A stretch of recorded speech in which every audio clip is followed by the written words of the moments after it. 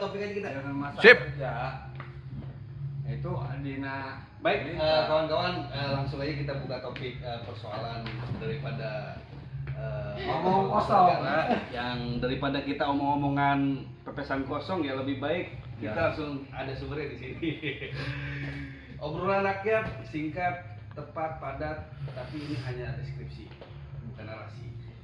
Baik kawan-kawan, kali ini saya didampingi oleh Bapak Entong, yang beliau ini adalah salah seorang yang sudah melakukan pendidikan di salah satu universitas di Kota Serang. Kemudian ada Bapak Budi di sebelah, yang mana mempunyai profesi yang berkecimpung di bidang administrasian. Kawan-kawan sekalian, saya ingin tanya nih mengenai non ASN. Dari jauh hari sebelumnya sudah banyak tanggapan daripada pemerintah yang sedang menggodok atau membahas terkait rancangan undang-undang aparatur sipil negara yang konon katanya akan mengangkat non aparatur sipil negara. Namun hingga saat ini belum ada ketentuan yang atau pernyataan yang dilontarkan oleh pihak Menpan RB. Bagaimana tanggapannya mengenai hal seperti ini? Mulai dari Bapak Entong. Silakan Pak. Ya kita mah hanya menunggu sampai batas yang ditentukan. Sampai batas yang ditentukan. Iya. Ya. Kapan itu Pak? Karena kan kita ini sudah lama Pak. Jadi menggodok dari tahun berapa itu ya? Saya tahu itu seingat saya 2000 di bawah tahun 2020 ini sudah mulai digodok. Bahkan saya ngecek di situsnya DPR RI sedang tahap harmonisasi. Sampai pada saat ini belum ada keputusan dari Menpan RB. Tapi kalau saya tanyakan juga ya, Iya. itu kalau prolegnas itu apa itu maksudnya? Apa ibaratnya yang harus disahkan tahun ini atau gimana masuk ke prolegnas itu? Sebenarnya kalau program legislasi nasional itu memang sudah ada wacananya, sudah ada prosedur tahapan yang dari prolegnas tersebut sudah harus ditetapkan. Kalau ini acaranya ya, jadi ketentuan dalam pembentukan suatu perundang-undangan itu sudah ada rumusannya, tahap-tahapannya yang harus ditempuh. Sebenarnya saya bukan narasumber, tapi saya sedikit tahu tentang jalannya tentang peraturan perundang-undangan.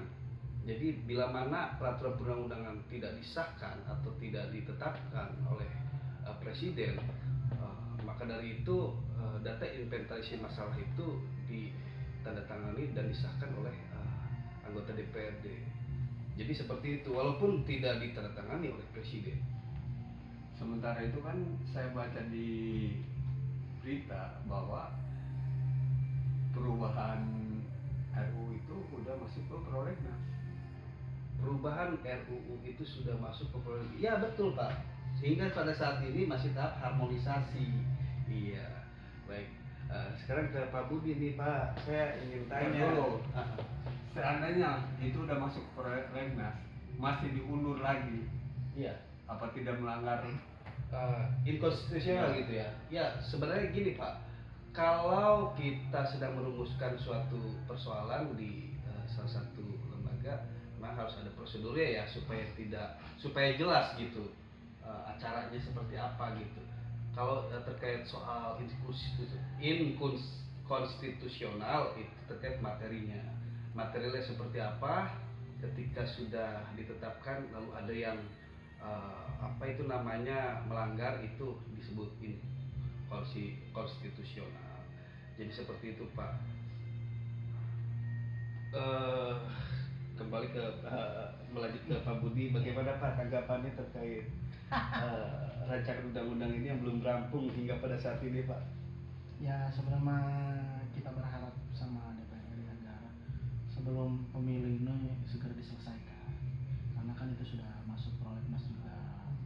Ya dikhawatirkan berikutnya akan jadi dagangan politik. Dagangan politik Pak ya, karena ini sudah mendekati tahun-tahun politik. Jadi di samping teman-teman yang sudah mengadu nama ya, yang sudah 10 tahun bahkan 20 tahun, dikhawatirkan nanti di saat masanya pengangkatan batas umurnya udah nggak nyampe. Udah nggak nyampe, Pak ya. Nah itu Iya. makanya di mana kemanusiaannya. Lanjut ke Ya. Bagaimana Pak Antong, apakah ada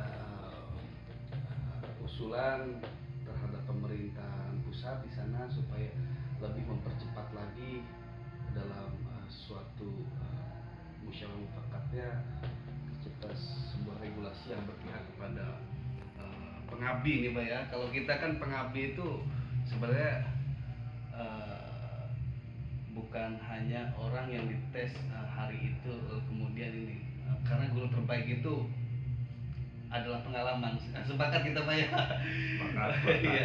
Jadi kira-kira nih dari Pantong ini solusinya seperti apa Pak supaya ada tindak lanjut dari pemerintah pusat?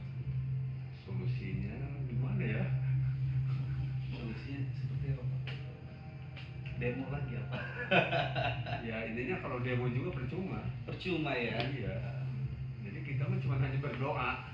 Hanya berdoa. Hanya berdoa. Iya, baik. Jadi kawan-kawan sekalian, kita simpulkan bahwasannya kita sedang menunggu untuk menteri terkait Pak RB.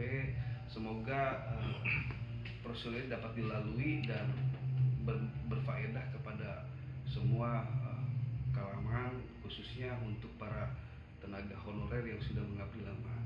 Itu saja cukup. Terima kasih. Wabillahi taufik wal hidayah. Wassalamualaikum warahmatullahi wabarakatuh. Waalaikumsalam. Close the door.